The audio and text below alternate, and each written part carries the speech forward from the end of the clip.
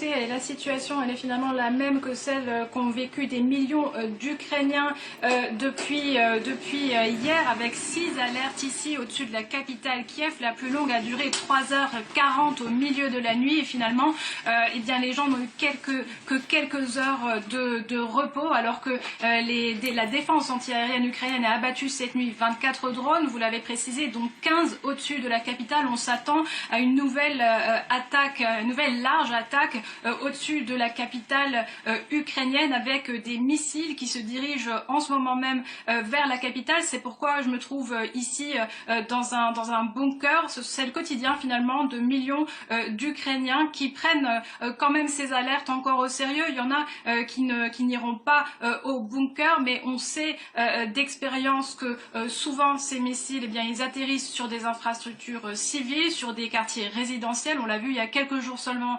dans la ville de Dniepro, et c'est pourquoi tout le monde ici, la population, prend abri dès que c'est possible.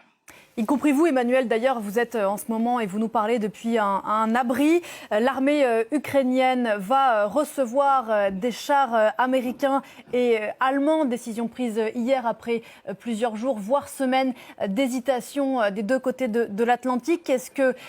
Quelles sont les réactions sur place que vous avez pu accueillir? Est-ce qu'on sait combien de temps ces chars vont mettre à arriver?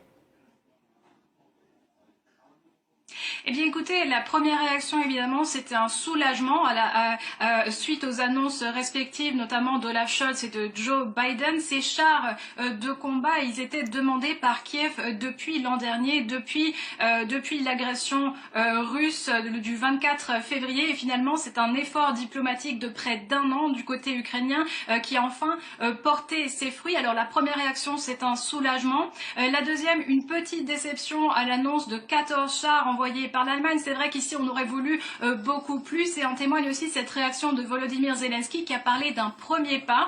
Ça veut dire tout simplement que même si ces promesses de l'Occident sont évidemment bienvenues, on s'attend à beaucoup plus ici. Rendez-vous compte, la ligne de front fait plus de 1000 km, donc c'est 1000 km de long de territoire à défendre ou à libérer de l'agresseur russe. Donc évidemment il faut beaucoup d'armes lourdes, donc les demandes de Kiev vont continuer. D'ailleurs, dès hier, le ministre de la Défense et Volodymyr Zelensky ont expliqué qu'ils demanderaient également des avions de combat et davantage d'artillerie lourde.